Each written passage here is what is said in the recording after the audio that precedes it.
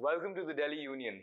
Today we're joined by Dr. Karan Singh ji, ex-Sadr Riyasat of Kashmir, a very well-known intellectual and perhaps the most experienced politician in India today.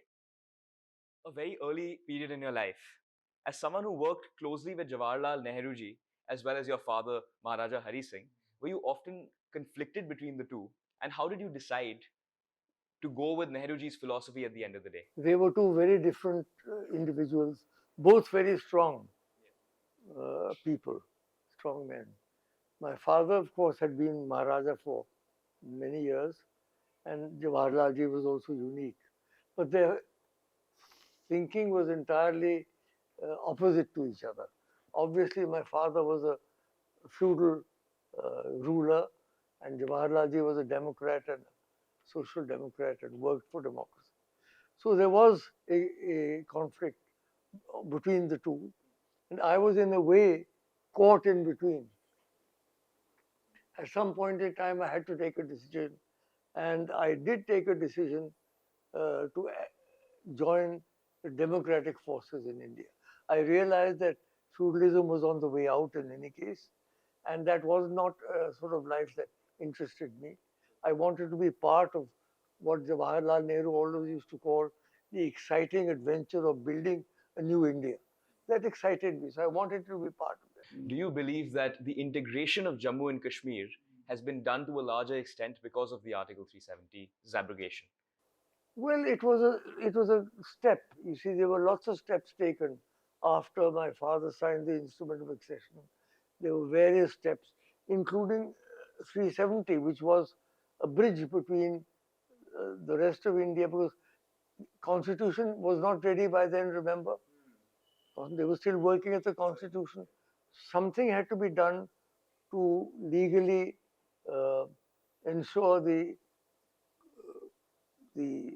integration or at least the accession between Jammu and Kashmir and the rest of India.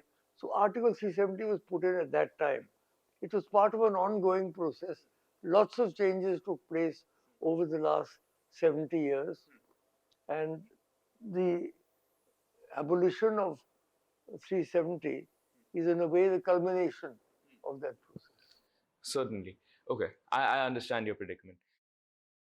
I saw your recent biography as well, written and published just a few weeks ago, which mentions an encounter of you doing LSD. How was that like? Why would you pick that thing only out of the whole book? No. I was always interested in since Aldous Huxley wrote his book, The Doors of Perception. Yes. That was his book. And I wrote to him. I wrote to Aldous Huxley and asked him about this question of mind changing. He wrote back. His letter is published in his book. So I thought I should try it at least once, where it is legal. Yeah. So I waited until I got to Esalen, which is halfway between San Francisco and Los Angeles on the coast. Yeah. Very famous center. And the greatest LSD expert in the world was there at that time, Stan Groff, and his wife, Christina. Yeah. So they were also there. My wife was also there. We were all together. That's where I had the first experience. And the last. And the last, I can imagine.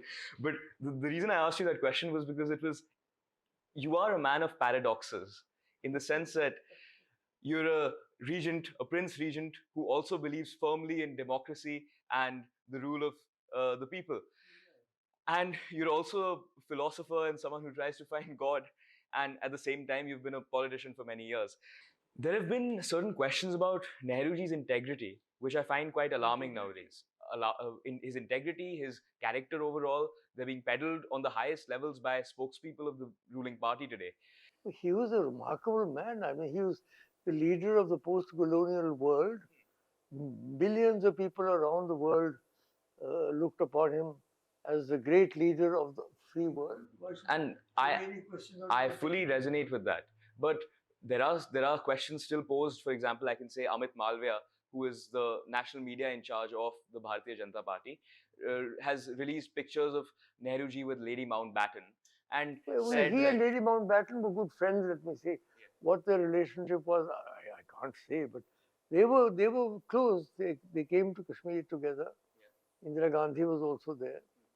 So, well, but that doesn't in any way detract either from. Don't forget, he spent how many years in British prisons?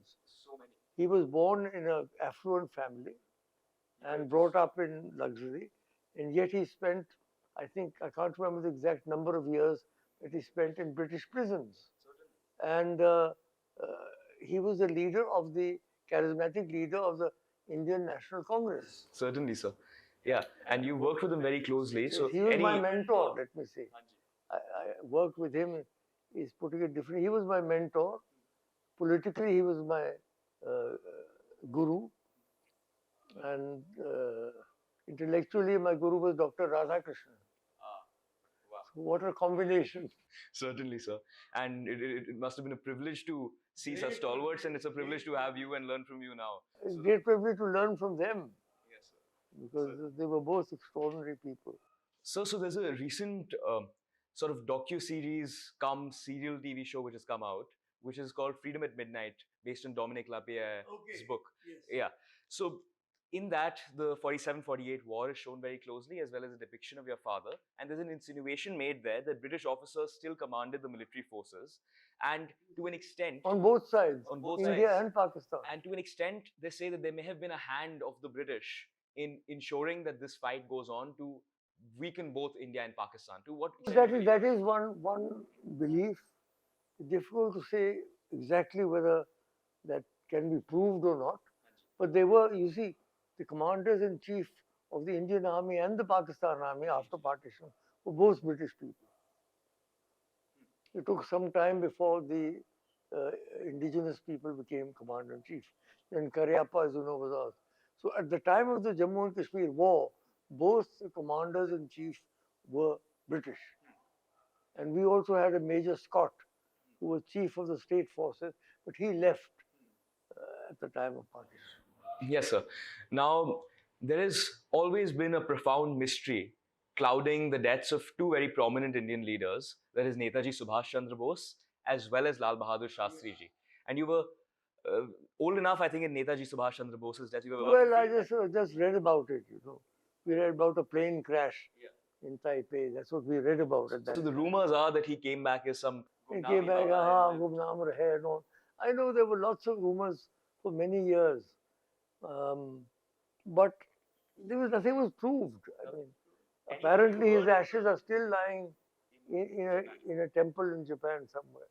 And they won't let it bring the ashes back because that proves that he's dead. Now, for God's sake, now it's been over a century. He's probably dead by now for sure. In any case. So I don't see why his ashes cannot be brought back. But that's the way, if the Bengalis have the last say in that, and his family. Lal Bahadur Ji was really a shock because I was closely in touch with him. He had had a heart attack here, mind you. He had a heart attack in India because I remember when he had that attack, I had gone to Delhi to see him lying down and he said he's getting better. So when he went for this Tashkent agreement, he suddenly died there. So there are all sorts of conspiracy. There was no post-mortem done. And what were the things being said in the Congress and political circles at the time? Because I cannot believe that there was no doubt. No doubts. There were lots of doubts. But I don't think anything was proved. You see, what happened was, after he died, there was again a parliamentary party election. And Indira Gandhi won, defeating Morarji Desai. Now, I don't know what to say about that. He was, after all, the Prime Minister of India. I don't see how there could have been a conspiracy in a foreign country. But there could be, you never know. The whole point of a conspiracy, by definition, is something which is secret and hidden. Okay, so... I can't rule it out, but I can't concede that something may have happened as well. It could have been completely genuine. Yes. So, Dr. Singh, now we're going to move on to Srimati Indira Gandhi ji. Yes. And following the 1971 war, because you were in her cabinet as well, Indira Gandhi ji had thousands of Pakistani prisoners of war at her disposal. Was that a good time to bargain for a POK and consolidate it? Even recently in Parliament, the BJP often criticizes Srimati Indira Gandhi ji for not doing that. First of all, you have to give credit to Indira Gandhi ji for winning the war. Certainly, and I do. It was the first war we ever won. India kept losing wars all the time. तो महाभारत को 18 दिन लगे, ये तो 15 दिन में हो गया. So her timing for the Bangladesh war was brilliant. General Manekshaw was the commander-in-chief, and General Arora and others were there, Jacob. So, first of all, give her credit for winning. Then you might say, and I tend to agree, that she let Bhutto off rather lightly at Shimla, which is surprising because she was a very tough lady. She could have struck a stronger deal, but I wasn't there. She didn't take me to Shimla. She took D.P. Dhar, who was a cabinet minister, and there were lots of Kashmiri Pandits with her. P.N. Haksar, D.P. Dhar, P.N. Dhar is Principal Private Secretary.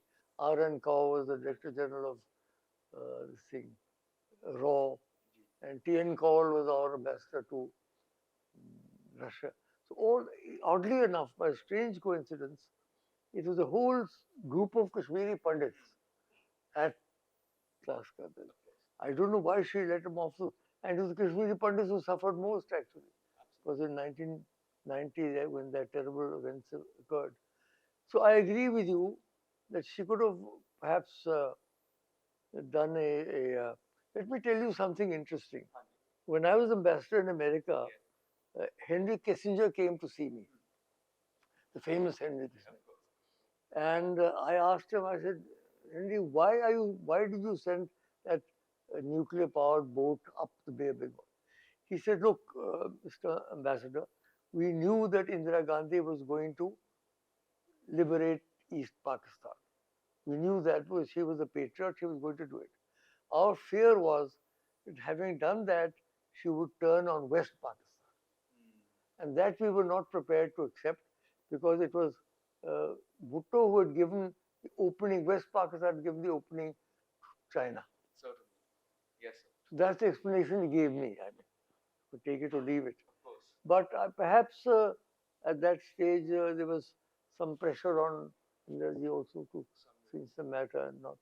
Naturally, and it could have escalated very badly had she. Anyway, as Minister of Health during the notorious emergency, you were thrust into the controversial sterilization drives pushed by Sanjay Gandhi. How do you reflect today on having to navigate such a coercive mandate? Because I know for a fact that even during that time, you were considering resignation. You see, what happened was vasectomies and tubectomies were well accepted at that time. Yes. And they were targets. My ministry and I had laid down certain very moderate targets for the states.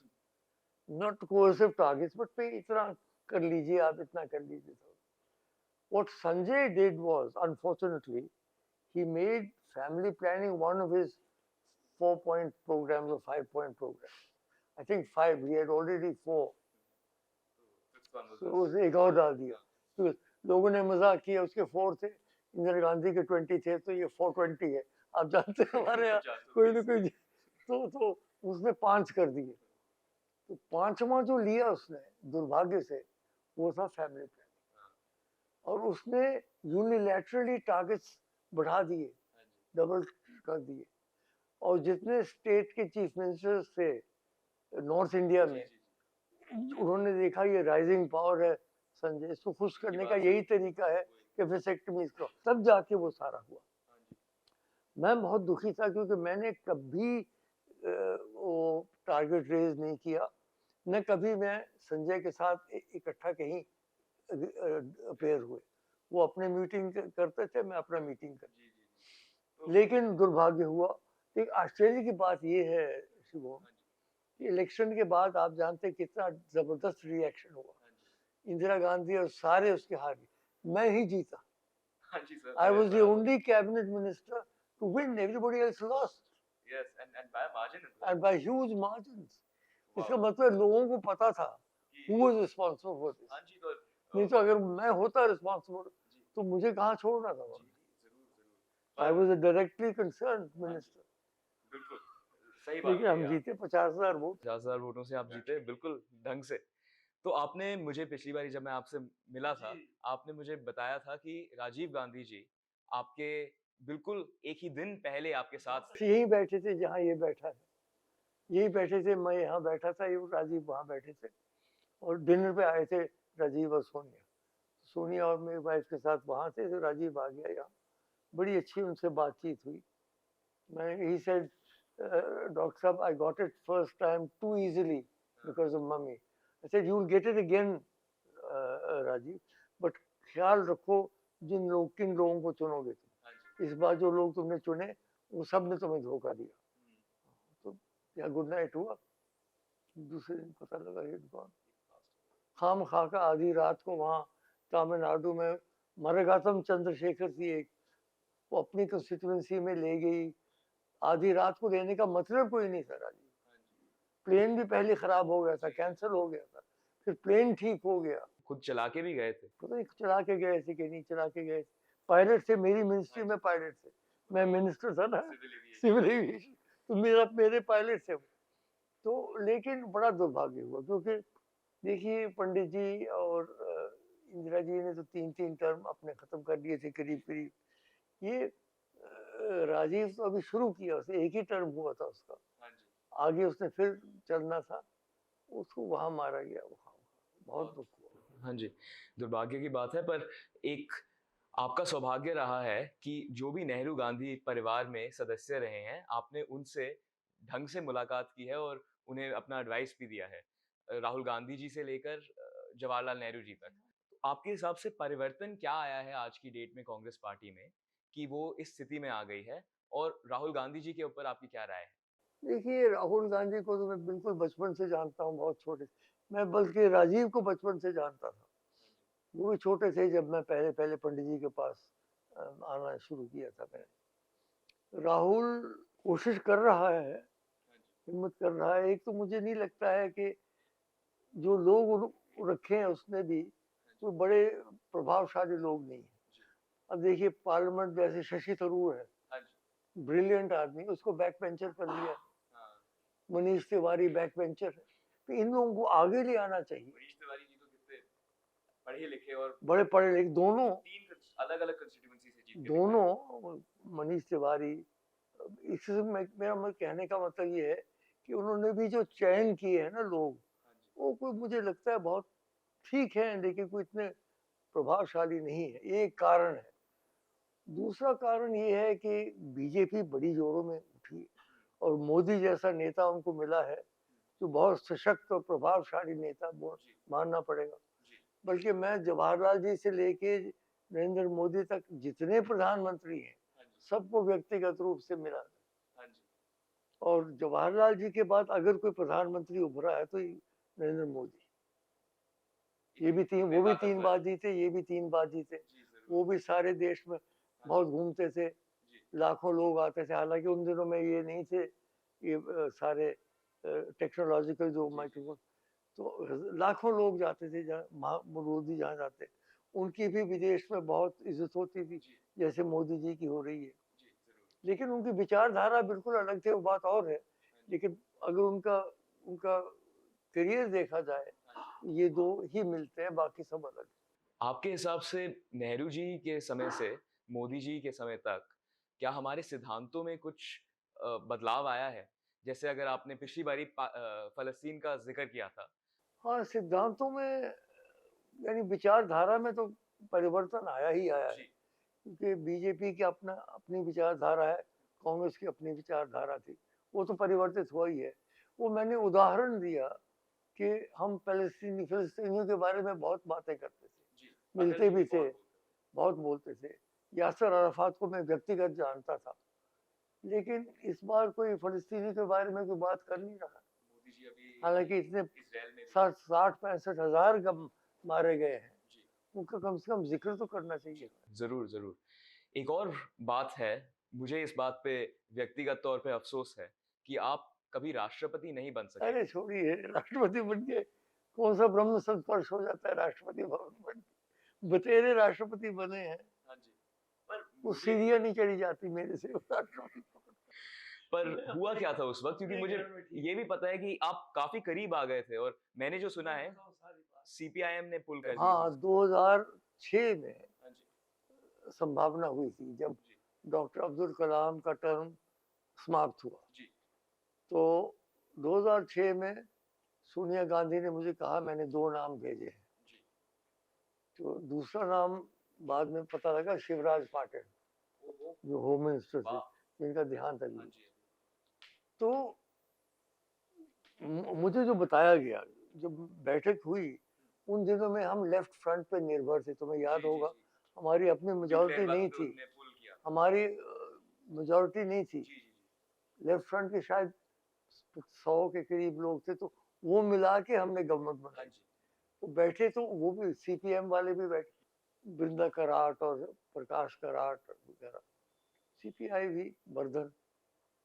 तो पहले तो शिवराज जी का नाम आया तो वो उन्होंने रद्द कर दिया, फिर मेरा नाम आया तो कहा हाँ वो अच्छे हैं, अच्छे पढ़े लिखे हैं, बहुत अच्छा काम कर रहे हैं, लेकिन we are a socialist country, how can we elect a maharaja as president.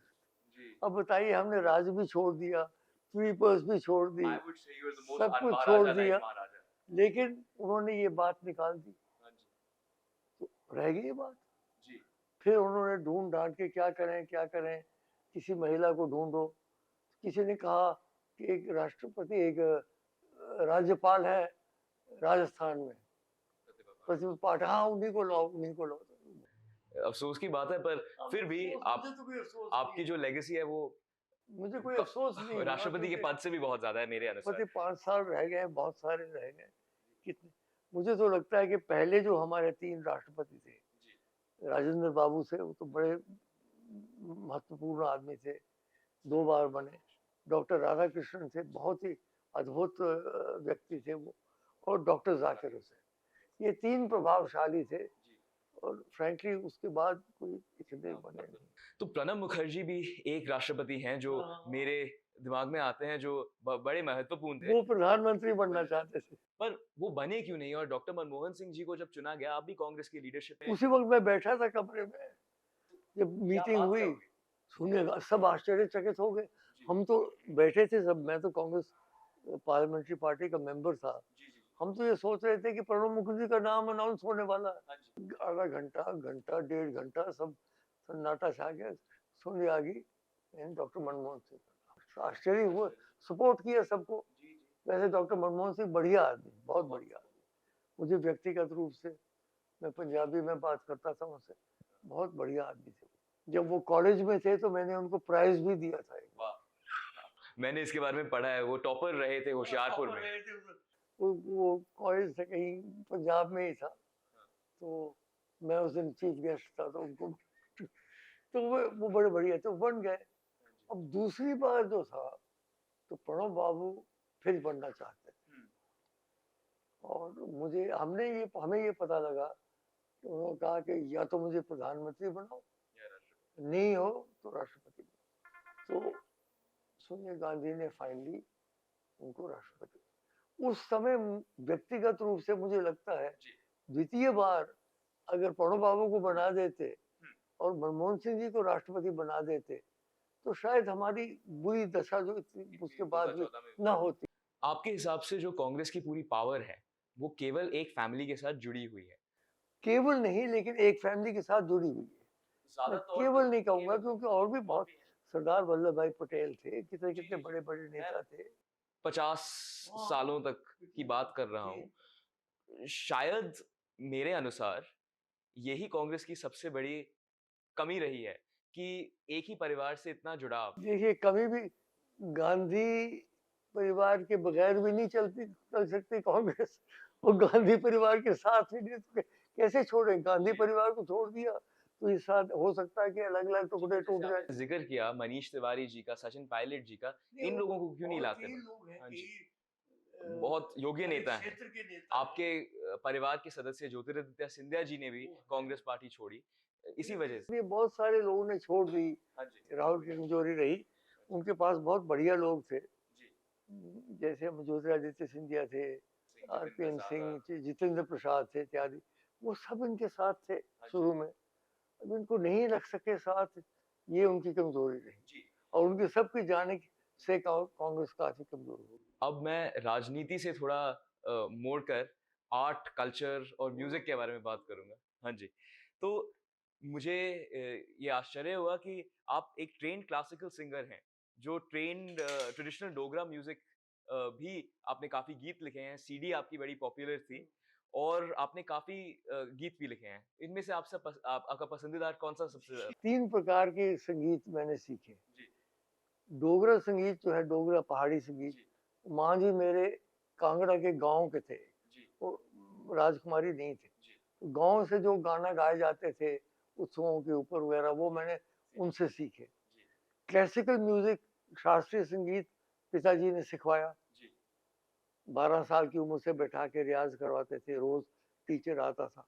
वो उन्होंने सिखवाया। और रॉक म्यूजिक मुझे स्वयं पसंद, तो भाई मुझे बिली जोल तो बाद में बहुत आए। वो इसके एल्विस प्रेस्ली से बहुत पहले जो ग्रुप शुरू हुआ था, वो रॉक अराउंड द क्लॉक वाला ग्रुप, तो वो वहाँ से लेके फिर मुझे आते आते आते आते विटनी ह्यूस्टन, अबा और बिली जोएल तक आया हूँ मैं। मुझे बहुत पसंद है। आजकल आप क्या कोई रॉक म्यूजिक सुनते हैं? आजकल कम बहुत सुन रहा हूँ, कम सुन रहा हूँ।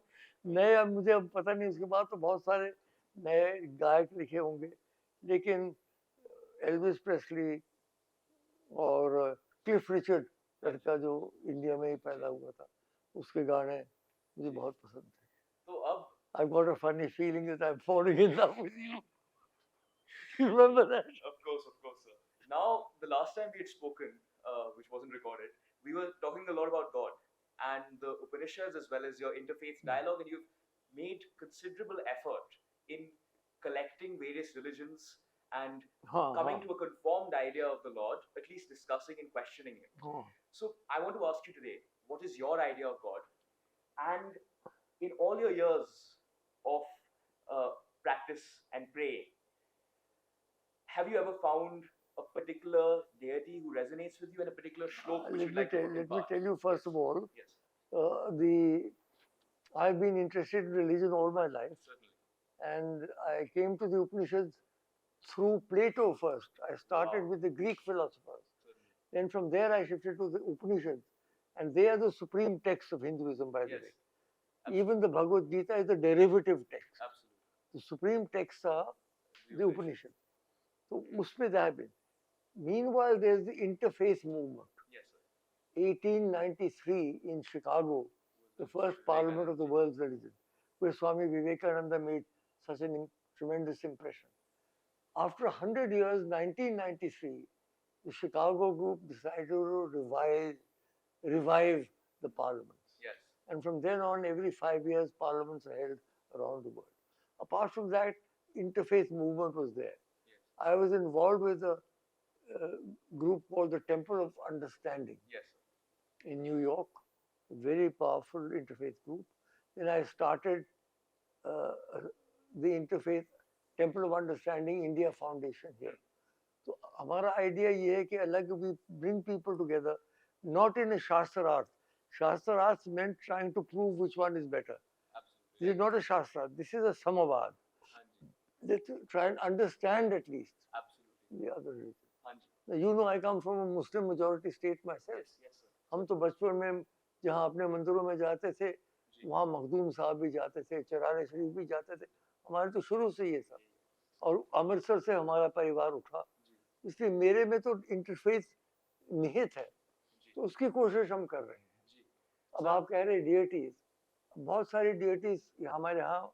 बड़ा मजा ये है, भारत हिंदुइज्म में एक ही धर्म है जिसमें आपको चॉइस है, दूसरे धर्म चॉइस कोई नहीं। वो कहते सब ये है भाई, यही है आदमी, यही मसीहा, ये है।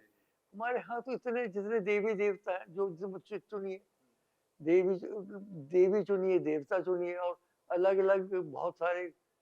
तो मैंने शुरू में श्री कृष्ण की पूजा की कई साल, फिर मैं शिव जी पे आया, खास तौर पर उसके बाद जिस घटना की आपने बात की शुरू में, उसमें मैं जो मैंने देखा, एक शिव जी नहीं देखे, लेकिन जिस प्रकार से मैंने एक सारा ब्रह्मांड देखा, जो मुझे आभास हुआ, उसमें तो शिव जी का नृत्य दिखाई देता था।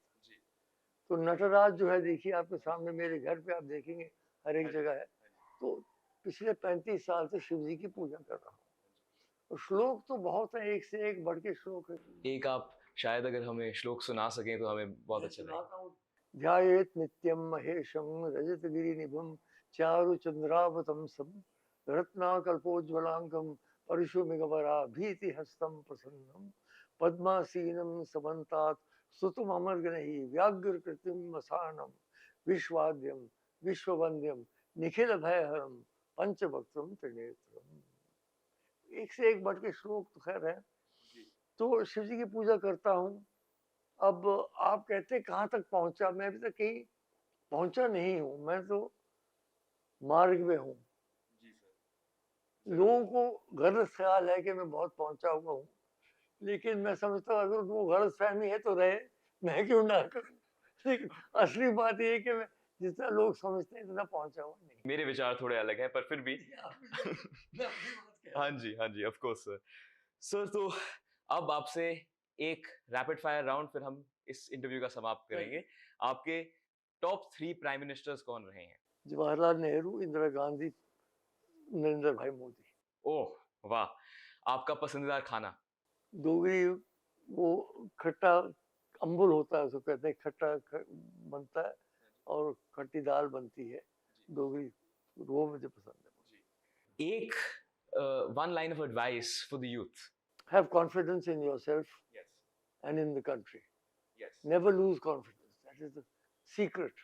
And with that note, we end our interview with Dr. Karan Singh ji. It was lovely having and hearing from you.